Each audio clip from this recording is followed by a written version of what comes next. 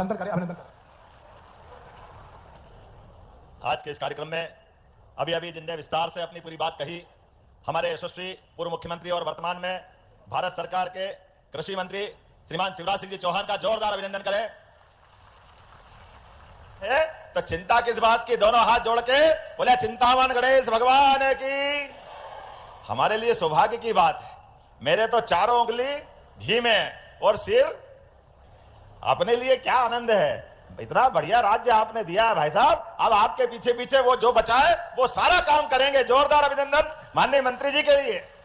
हमारे राज्य के अंदर कांग्रेस के शासनकाल से तुलना करके देखें तो मध्य प्रदेश आज विकास की दौड़ में अगर अग्रगण्य बना है तो उसमें आपके अथक मेहनत भी है और माननीय प्रधानमंत्री जी का आशीर्वाद भी। जोरदार अभिनंदन श्रीमान नरेंद्र मोदी जी के लिए भी।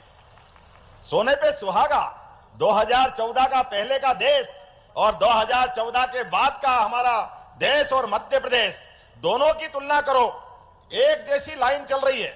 हमारे लिए सौभाग्य की बात है, जब आप 2, 3, 4 से जब दिग्विजय सिंह के बाद सत्ता संभाली गई और मध्य प्रदेश में सरकार बनी, साध्वी उमा भारती, माननीय बाबूलाल जी गौर और शिवराज सिंह जी चौहान, ये लगभग 20 साल की हमारी सरकार। पहले 1956 में मध्य प्रदेश बना और 2-3 तक केवल 5 मेडिकल कॉलेज थे। ये हमारे राज्य के हालत थे। गेहूं के मामले में अगर रिकॉर्ड उठा के देखो तो गेहूं उस समय 90 रुपए कुंटल था और जब कांग्रेस की सरकार दिग्विजय सिंह जी की थी आखिरी, तो केवल 600 रुपए कुंटल। 55 साल में केवल 500 रुपए कीमत बढ़ी। मुझे इस बात की प्रसन्नता है, ये 20 साल में अभी 2600 रुपए क्विंटल गेहूं खरीद रहे हैं। ये हमारी सरकार, हमारे सारे मंत्रियों के लिए, माननीय मुख्यमंत्री शिवराज सिंह जी तत्कालीन जिस प्रकार से आपने मेहनत की, हमारे पूर्ववर्ती मुख्यमंत्री ने मेहनत की, बिजली, पानी, सड़क, मेडिकल कॉलेज जो मैंने 5 बताए थे, अभी आप तो 30 तो चालू है और 2 साल के अंदर 50 मेडिकल कॉलेज हो जाएंगे मध्य प्रदेश की धरती पे। कौन सा क्षेत्र छूटेगा, किस प्रकार की आवश्यकता है। यशस्वी प्रधानमंत्री ने पहले राष्ट्रीय स्तर पर मेडिकल कॉलेज की परमिशन नहीं मिलती थी, बेईमानों का बड़ा अखाड़ा चलता था। मोदी जी ने जहां जहां बेईमानी चलती है गर्दन पे पांव दबा करके सारे बेईमानों को ठीक करने का काम दिल्ली में किया है। जोरदार अभिनंदन माननीय मोदी जी के लिए। और देश के अंदर भी और देश के बाहर भी जो अच्छे हैं उनसे संबंध अच्छे बनाए, नए नए दोस्त खड़े किए, दुनिया भर में भारत का मान बढ़ाया, सम्मान बढ़ाया। और हमारे दुश्मनों के साथ जिनने देश की तरफ टेढ़ी निगाह करने का काम किया, उसको 1 बार नहीं, 2 बार नहीं, 3-3 बार घर में घुस के मारकर ठिकाने लगाने का काम माननीय मोदी जी ने किया। कितना अच्छा लगता है सुनकर के, जब हाय रे मोदी, पड़ोस में पाकिस्तान के लोग मियां सारे। आज तो मैं उस बात के लिए धन्यवाद देता हूं भारत के यशस्वी प्रधानमंत्री के नेतृत्व में, क्या हिंदू क्या मुसलमान, सारे लोगों ने एक मत होकर के सबने कहा भारत माता की। जम्मू कश्मीर से लगा करके अटक से लगाकर कटक तक, कश्मीर से लेकर कन्याकुमारी तक, और तो ओवैसी भी हमारे देश के लिए, देश की सेना ने जो काम किया है यशस्वी प्रधानमंत्री के नेतृत्व में, दुनिया में पाकिस्तान को आईना दिखाने का काम किया है। जोरदार अभिनंदन करो हमारे मुस्लिम भाइयों के लिए भी। और आज की ईद की मुबारकबाद भी देता हूं मैं उनको। आज बदलते दौर में भारत बदला है, भारत के सारे नागरिकों ने मिलकर के, भारत की मूल ताकत हमारे अपने देश की अच्छाई है। जियो और जीने दो के भाव के आधार पर भारत आगे बढ़ रहा है। और ऐसे में जो जीवन की मूलभूत जरूरतें हैं, जिनकी जरूरतों के आधार पर प्रदेश की प्रगति होती है, देश की प्रगति होती है। लेकिन मित्रों भूलो मत, देश तो सोने की चिड़िया हजारों साल से था, लेकिन देश का नेतृत्व करने वाले जब कमजोर हुए तो दुश्मनों ने आक्रमण करके अपनी सत्ता बना ली। लंबे समय तक देश गुलामी के अंधकार में रहा है, इसलिए देश भी आगे बढ़ना चाहिए, लेकिन देश के ऊपर शासन करने वाले भी देश की सेना को पूरी छूट दे करके देश के दुश्मनों से निपटने के लिए पूरी ताकत देना चाहिए। जोरदार अभिनंदन करो माननीय मोदी जी का। बहनों के सुहाग में कोई टेढ़ी निगाह डाले तो टेढ़ी निगाह डालने वाले के क्या हाल होते हैं, वो याद करो पहलगांव की घटना, जब किसी ने कहा था जिस सुहागन बहन से उसके पति को गोली मार दी और उनने कहा जाओ मोदी जी को बता देना, ना वो बताने वाला ना बोलने वाला, दोनों को घर में घुस के मार नगर लगाइए तो मोदी जी के नेतृत्व में लगाइए। हमें इस बात का आनंद है। आज यहां सीहोर में मैं इसलिए याद कर रहा हूं, सीहोर की वो पवित्र धरती है जहां 1857 में क्रांति का बिगुल बजा तो 356 लोगों का, जैसे जलियांवाला बाग में बड़ी घटना हुई, उससे बड़ी घटना सीहोर में भी हुई। मैं दोनों हाथ जोड़ के आपकी धरती को प्रणाम करता हूं, आशीर्वाद मांगता हूं कि हमारे अपने माननीय प्रधानमंत्री के नेतृत्व। तो जैसा कि दोस्तों अभी आप लोग सुन पा रहे होंगे मुख्यमंत्री डॉक्टर मोहन यादव जी को। मुख्यमंत्री डॉक्टर मोहन यादव जी ने किसानों, महिलाओं, गरीबों के लिए कई बड़े ऐलान किए हैं। साथ ही शिवराज सिंह चौहान जी के सामने उन्होंने ऐलान कर दिया है कि हमारी लाडली बहनाएं बैठी हैं, रक्षाबंधन आ रहा है और रक्षाबंधन तक हम बहनों को 3,000 रुपये तक लाडली बहना योजना के अंतर्गत देने वाले हैं। सभी को पता है कि लाडली बहना योजना की आने वाली जो अगली किस्त है 1250 रुपये की, जो 25वीं किस्त है इसी महीने डलने वाली है, वो आप लोगों को 15 तारीख से पहले मिलेगी। जो किस्त है 1500 रुपये तो नहीं मिलेंगे, लेकिन 1250 रुपये मिलेंगे।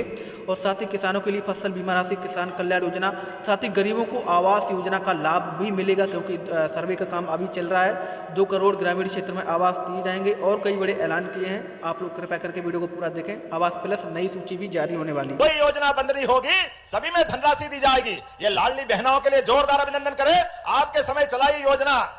और रक्षाबंधन आ रहा है, मैं जवाबदारी से कह रहा हूं, धीरे धीरे करके हम 3,000 रुपया महीना लाडली बहनों को भी देते जाएंगे, कोई संकोच होने वाला नहीं। एक भी योजना जिस प्रकार से बहनों के लिए आपने सपना देखा है, सारी योजनाओं के लिए पर्याप्त धनराशि। और इतना ही नहीं, बेचारे हमारे अपने लिए कांग्रेस के लोग कहते, मुझे बेचारा इसलिए कहना पड़ता है कि वो भूल जाते हैं कि उनके समय होता क्या था। उनके समय सड़कें, बिजली, पानी सब दूर बंटा ढार, इसलिए बंटा ढार के खिलाफ हमारी पार्टी ने लड़ाई लड़ी थी। और आज वो हमारे से बोलते हैं कि हम राज्य की बेहतरी के लिए बात करेंगे। अरे भैया, जब तुम्हारी सरकार थी सारे पटिया उलाल तुम्हारे टाइम हुए, इसलिए दया आती है तुम्हारे वचन के ऊपर। हमारे लिए सौभाग्य की बात है, आज बदलते दौर में भारत कहां से कहां चला गया। मैं आज अपने बीच में हमारे मित्र यहाँ नगर पालिका के प्रिंस ने भी कुछ मांगे की है। आपने अलग अलग प्रकार से कितनी कामों की बात कर दी, नवीन कार्यालय भवन, कोतवाली का निर्माण, पता नहीं क्या क्या मांगा है। लेकिन कोई बात नहीं, आपके साथ बैठ करके हम 50 करोड़ रुपया आपकी सीहोर नगर पालिका को देने की घोषणा करते हैं।